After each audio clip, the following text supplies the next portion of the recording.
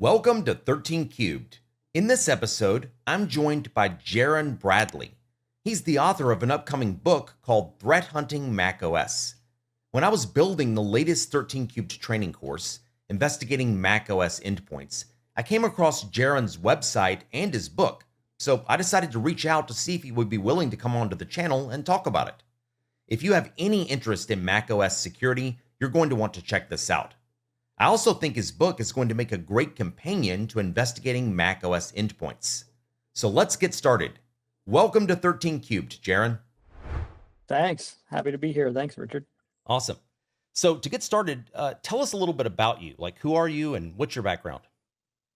Yeah, so my name is Jaron, and I'm the director of Threat Labs at Jamf, and we essentially we put a lot of focus on the macOS operating system, and we look for new ways basically to detect malware and detect threat actors on the macOS ecosystem, basically. Outside of that, I also manage the Mitten Mac. It's a website that I run, and essentially there I try to host some different blog posts, fairly spread out, admittedly, fairly spread out in terms of how often I get to posting content on there, but also free tools that users can use to both some are for incident response, and then some are more for kind of learning the operating system and understanding what kind of events that the operating system can sort of display or pass out to inform you of various things that are occurring. One of the major tools that I've released on the website that I put a fair bit of work into is TrueTree. That's more geared towards incident responders. Basically lets you kind of get this in the Linux world, you have your like PS tree like output where you can sort of print a huge process list. On Mac OS, it's a lot harder because everything's very, very linear. Everything has a parent of launch D, and TrueTree tries to kind of connect a lot of dots for you and build like a proper tree to inform you, of running processes. So stuff like that, nerdy stuff. Yeah, it's awesome. That's actually how I came across you. Because when I was researching content for investigating macOS endpoints and just pulling in resources from everywhere I could, trying to learn as much as I could and fill in gaps in my own knowledge, I ran across the Mitten Mac website and saw the tools that you had created and read some of the articles that you had written, which also leads us into the next point, talking about your book, which we'll get to in a moment. But in terms of, I guess, your Mac story, tell us a little bit about that. Have you always been like the hardcore Mac OS nerd, or do you experiment and play with Windows and Linux as well? Tell me a little about that. Yeah, I haven't been, and I get into that a bit in chapter one of my book. But essentially, like I grew up on Linux. Well, rather, I went through college very strongly, purely on Linux, and loving everything about it as I learned.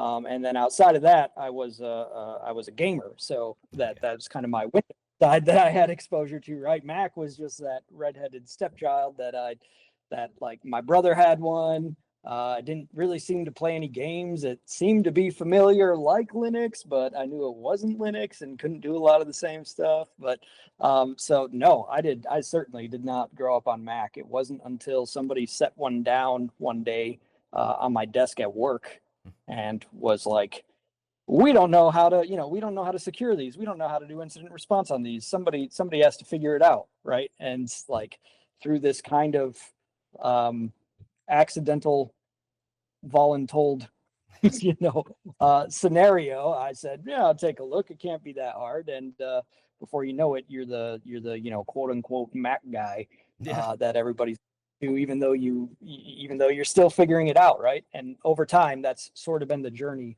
where my focus has shifted more and more to Mac OS, and it's been quite fun, kind of learning about the different security components and how Apple has built their ecosystem, because it's a bit of a niche space, I think, and it's definitely fun to learn. Yeah, for sure. Your background is not all that different than mine. I also grew up not in the Mac world, right? So I was born in '77, so I'm dating myself here. But I kind of grew up in the '80s, like the birth of the personal computer, and I was like hardcore DOS basically, and then followed Windows all the way through, and When I'd run my first business from 1996 to 2006, we did a lot of IT consulting work and building computers and whatnot. And we would, in the early years, just joke around the office like we don't want to touch Macs. We don't want anything to do with Macs. But for me, that all changed in, I guess it was 2001, when the public beta of Mac OS 10 came out, right? Which essentially is, next step from Steve Jobs' next computer company that Apple ended up purchasing. And when I saw Mac OS 10, and not only how pretty it was, but just also the technical infrastructure behind it, I became, pretty enamored with it, and kind of started daily driving Macs in addition to Windows and Linux stuff, really since the early 2000s. So time has flown for sure, and it's been interesting to see the ecosystem evolve, like you mentioned, and just kind of things change over time. So fun Yeah, times. yeah, and it's fun that you bring up like the whole next step process and all that, because that's like going from kind of how I got into the space in chapter one, into the second chapter is all about kind of that a bit about the computer wars through the 70s, right? And how Apple kind of, just a little bit of history on Apple, the company, followed by, yeah, Steve Jobs stepping away, going off with Avi Tavanian to build Next Step, after pulling him in, and then Next Step all of a sudden like magically becoming the next Apple ecosystem. Yeah, The whole second chapter is based on that, and honestly, like this unique design of BSD meets this addition of the mock concepts. This is one of the things that makes forensics so difficult on Mac OS, right? Like this absolutely. really complex hybrid operating system that's like two platforms merged together.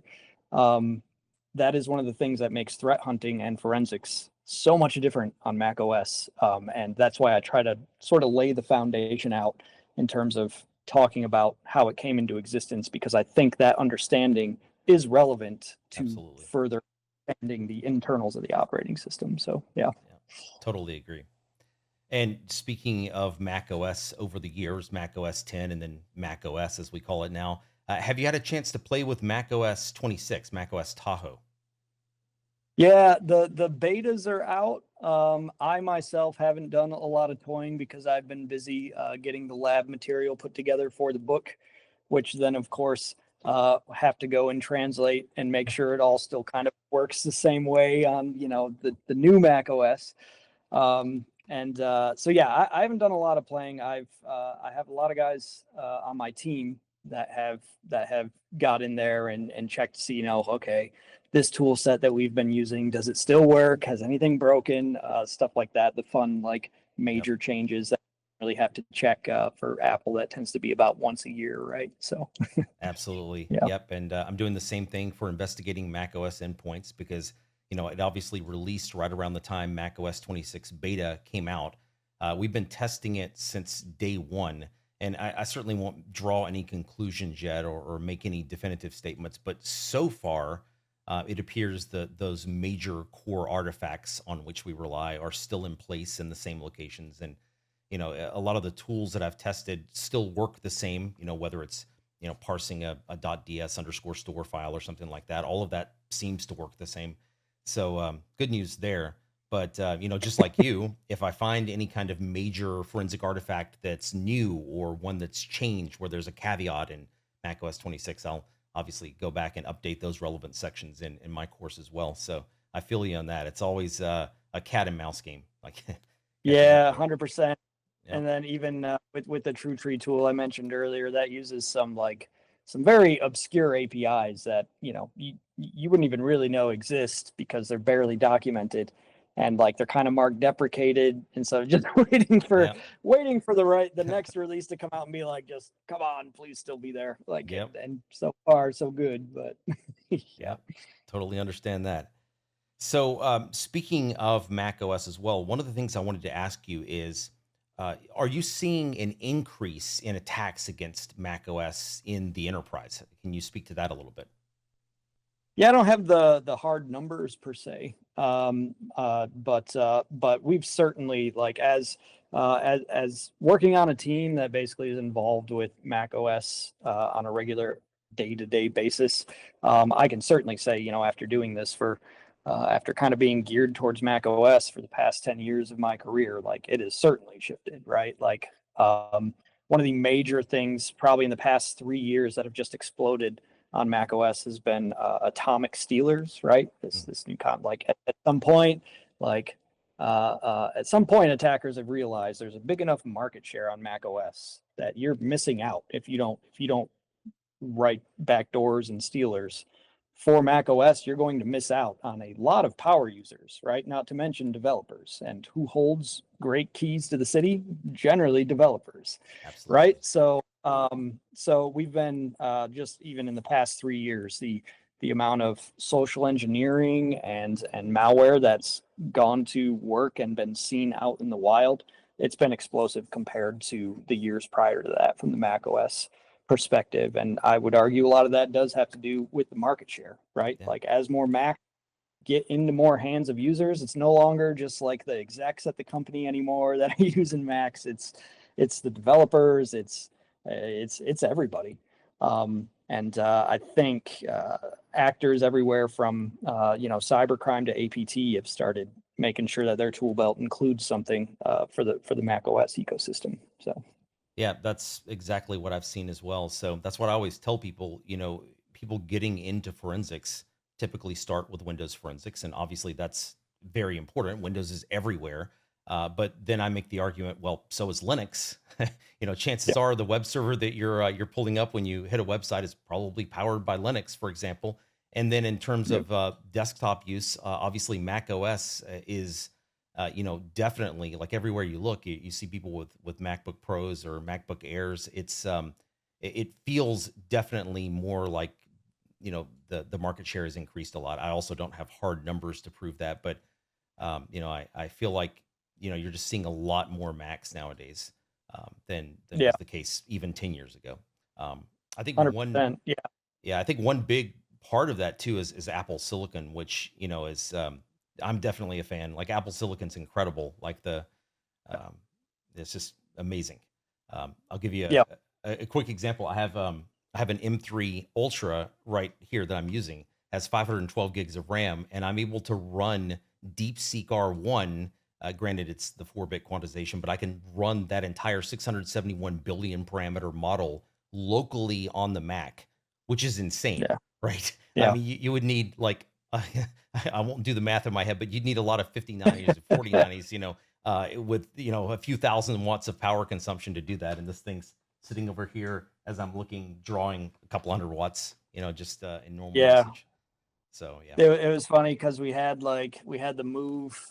Apple's done a move in terms of processor architecture multiple times, right? And hmm it's how we got this fat binary, as it were, yeah, universal binary.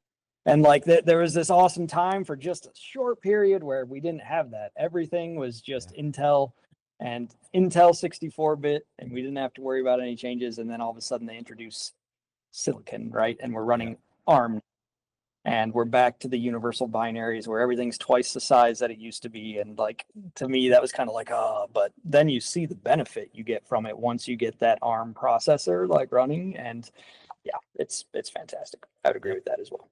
Yep. Speaking of which, I heard that macOS 26 is supposedly the final version to support Intel based Macs. I think Apple had officially announced that, so that's going to be interesting. That means macOS 27 will theoretically be Apple Silicon only. So uh, Yes, I believe I heard that as well. Although I thought it was, oh yeah, yeah, that I might be right. I couldn't remember if it was the release of 27 or if it was 2027. I can't even remember the release now. That they're calling it by year now, right? right, That's yeah, what the by move. year. Yep, they've changed the nomenclature. But yeah, Yes. so it's coming though. So the death of Intel based Macs is well, depending on your perspective, fortunately or unfortunately, coming before you know it. So I think it depends on when you bought your Mac. If yeah, you bought it, exactly. year before the, yeah, Yeah, if you bought a $50,000 Intel powered Mac Pro, yeah, yep. that's not a good place to be in. But all right, well, the main thing I wanted to ask you about here, for sure, was your book. because I know that you have a new threat hunting book that is coming out. I've pre-ordered it myself, and by the way, if you check this video's description, you'll find links to pre-order the book, as well as to the Mitten Mac website and the things that we've been discussing here. But tell us a little bit about this book. What does it cover, and what was your motivation for writing it, and so on? Yeah, absolutely. I've always had an interest in kind of trying to share the knowledge, right? And I feel the Apple space is the right place for that, because again, it's at a point where we're starting to get a lot more attention from a security perspective on on Mac OS. But it still remains fairly niche, and it still remains like a lot of the, big quote unquote sexy, if you will, attacks are still occurring on Windows. Windows has their server infrastructure, right? Macs are generally owned by a single individual. But like there was this time where somebody would get hit and nobody knew how to look at it. Nobody knew how to determine if an attacker was successful on the system. And that's shifting a little bit, but there's still a lot of, I find, desire for knowledge on how to find those threats, and determine what happened based on a number of events, right? So I do have a first book that I wrote that's called OSX, Incident Response Scripting and Analysis. As you can probably tell by that name, it's pretty old. That book was 2016, right? And that was there was a lot of focus on that for more or less handling artifacts. A lot of stuff that you're covering, in your training now, except you're doing it in a very more modern, updated way. So, but the original book I put out was about being hands-on, getting artifacts, and then parsing those artifacts to tell a story. And this new book that I'm working on is more geared towards how do you do that with kind of from an EDR perspective, right? How do you take events that that many systems and security software sends up to the cloud in real time? How do you take those events and tell a story? So a lot of that is through process creation, right? Monitoring process creation. What are different processes? Things like that. File activity. How do you know when a certain file is modified? Take a look at the process that modified it. How do we look at the process heritage to determine if that's weird or not? Basically, just trying to teach a lot of stuff that I've done over the past 10 years of my career, and trying to put that in what is hopefully a digestible manner. The ultimate goal is to teach Mac OS internals so that you can use that internals knowledge for your security benefit, right? And trying to find that line of internals versus security content can be pretty tricky. Like some people go heavy on one, like the computer science side. Some people go heavy on the other. But I think learning about threat hunting is finding that balance of both, and that's what I'm trying to do with the book. Yeah. Excellent. I also noticed on the website for the book there was like some audiobook samples of the book, and also something that was a collection of stories from the front line. Can you tell us a little bit about that? Yeah. So the book is not out yet, but I've released the first two chapters on Apple Books, and that also includes my brother actually records audiobooks professionally, and he did the first two chapters for me. So if you don't feel like reading, and you'd rather listen in the car, the first two chapters, after reviewing them, I was like, these are pretty much just informational. There's not many pictures. There's not a whole lot of diagrams or anything. Like this would actually make an okay audiobook. So the first two chapters, and only the first two chapters, are available in audiobook form, and you can listen to those for free on my website or on YouTube. And then the From the Front Lines that you're referring to, those are stories that I'm putting into the book where we've I've gotten to go hands on with a lot of attacker malware, and a lot of different scenarios that just involve Macs, right? So while I'm breaking down content, kind of the lecture content in the book, if I have a story that's kind of related to that feature I'm speaking of, I'll tell that story. Some of those are around breaking down like a full scale attack, and then some are really simple things, right? Like what is bonjour on Mac, where you can basically just ask the network, hey, there any other Macs on this network? Are they hosting SSH? Right? Like, how have I seen attackers use that?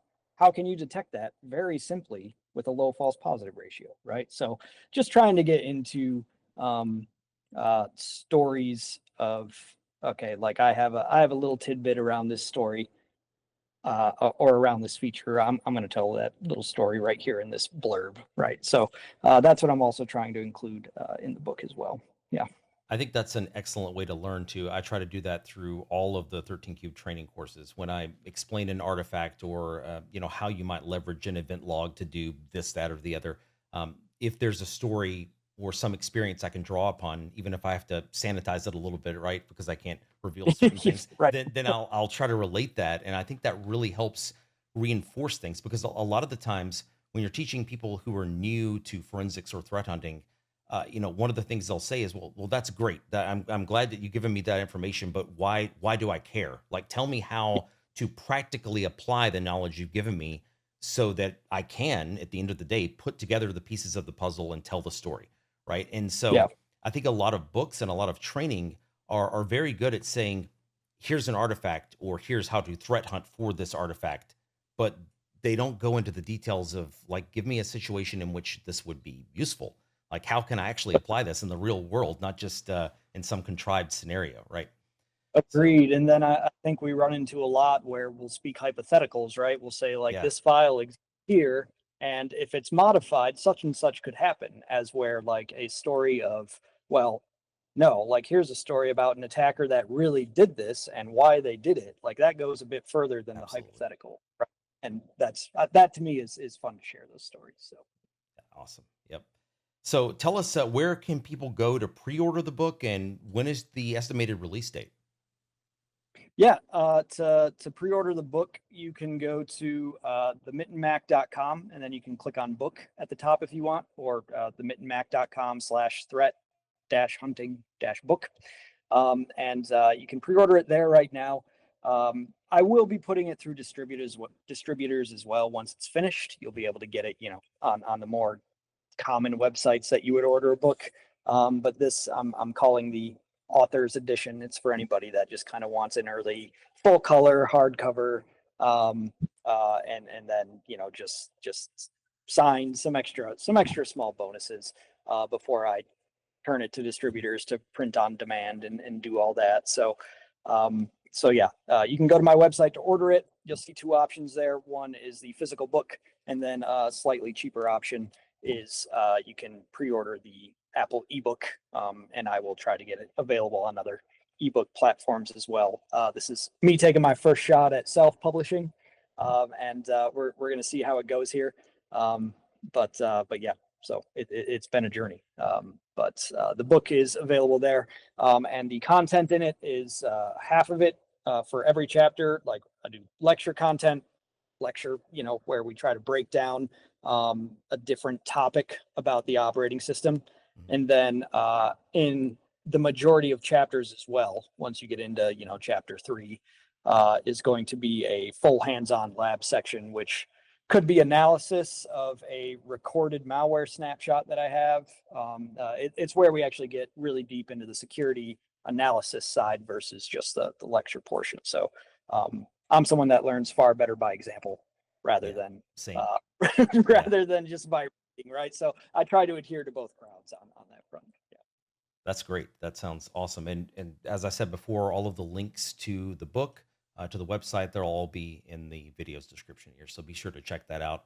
Also, if you're considering enrolling in investigating macOS endpoints, this book, in my opinion, will be a perfect companion for the course. Once you understand the core artifacts and a bit of the history about how artifacts work, and again, why you should care, kind of thing, then this book is going to take it to the next level and help you understand threat hunting, and because it does have those practical lab exercises that you can, have some hands-on practice with. I really feel like that'll go a long way to solidify Mac OS forensics and threat hunting knowledge. So that's exactly why I wanted to have Jaron on the channel and interview him.